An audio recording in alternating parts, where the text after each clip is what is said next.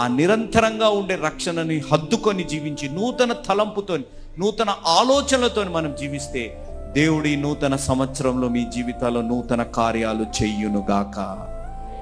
మీ జీవితాల్లో గత సంవత్సరం అయితే దేని కొరకైతే బలంగా ప్రార్థించారో, ఏ కుటుంబం కొరకైతే ఒక రిస్పా చేసిన తల్లి చేసిన ప్రార్థన, తల్లికి కలిగిన ఆ పట్టుదల వలె మీరు కూడా దేని కొరకైతే బలంగా పట్టుదలతో ప్రార్థన చేశారు, 2025 సంవత్సరంలో దేవుడు అవి ఆలకించి అంగీకరించునుగాక.